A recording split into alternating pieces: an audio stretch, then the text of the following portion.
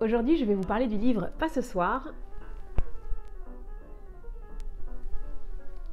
d'Amélie Cordonnier.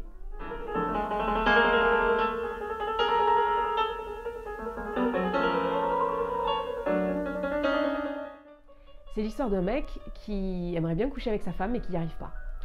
Bon, là c'était histoire de faire une phrase choc, c'est tellement plus que ça. Alors l'histoire se pose, on est au sein d'un couple de quinquas dont les deux grandes filles sont parties du foyer. Et le roman débute, on se rend compte, le héros se rend compte qu'il n'a pas touché sa femme, ou plutôt sa femme ne s'est pas laissée toucher depuis plus de 8 mois. Donc il n'y a plus de désir entre eux et elle décide même de faire chambre à part. C'est une descente aux enfers pour cet homme et c'est génial.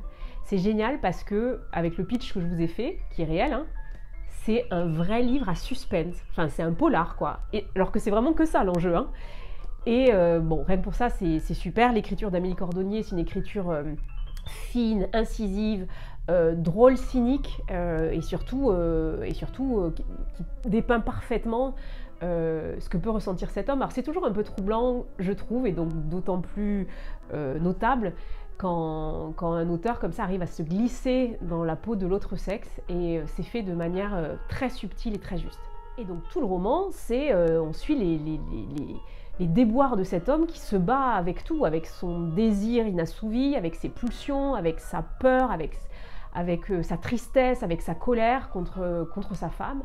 Et c'est d'une justesse absolue et surtout, mais c'est poignant.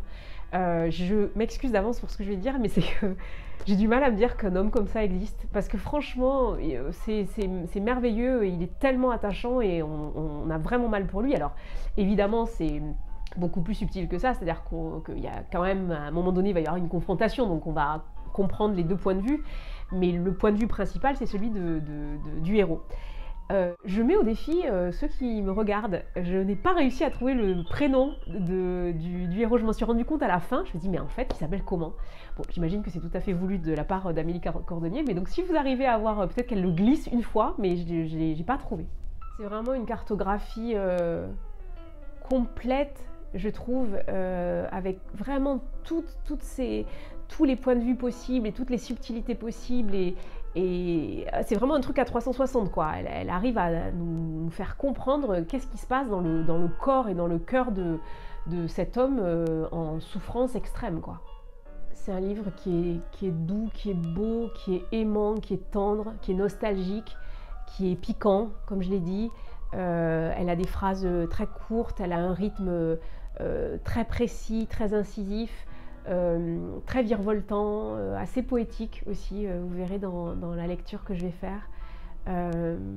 Bon, moi je découvre cet auteur et je suis ravie.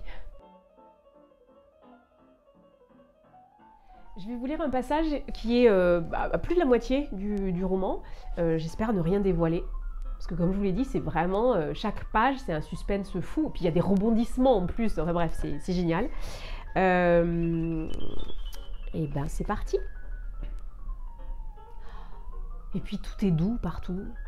Les températures du flash météo, les pubs à la télé, à la radio, dans le métro.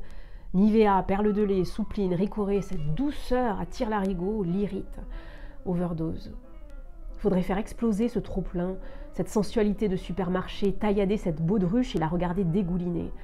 Écœuré, il zappe pour éviter ces foutues publicités et finit par tomber sur un documentaire animalier. Mais quelle chance ont donc ces grenouilles en train de copuler? Est-ce que la saison des amours est définitivement terminée pour Isabelle et lui?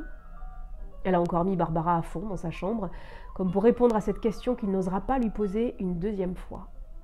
Et il ne peut s'empêcher de se demander si elle écoute cette chanson aussi fort par nostalgie ou par provocation.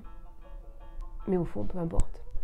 Il veut bien se refaire pour pas une thune des clairs d'amour au clair de lune et rester là, c'est merveilleux, à se rire du fond des yeux.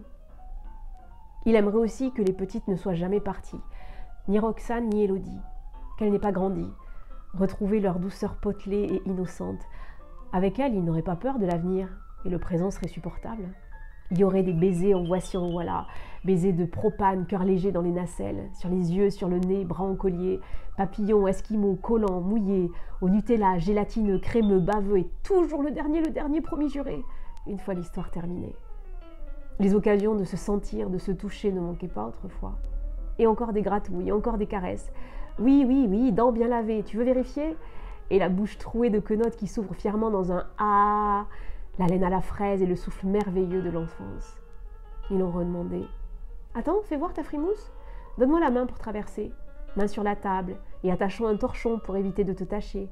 Et la main qui en profite pour s'éterniser dans la nuque et la queue de cheval qui s'agite et le chatouillis des cheveux. Il y avait les menottes qui sautent, agrippent ses oreilles, le poids de leur petit corps rondelé sur ses épaules, des doigts qui attrapent les plis de son cou et 2 têtes sur ses genoux, et les câlins du soir et du matin et les « je te tiens, tu me tiens par la barbichette ». Mais il n'est plus jamais le premier à rire et se damnerait pour une tapette. Ou juste un « tu piques » qui frotte ses joues. Inutile de se raser désormais. Tout a disparu. Nid vide, fille envolée. Quant à Isa, picota, pond 2 œufs et puis s'en va.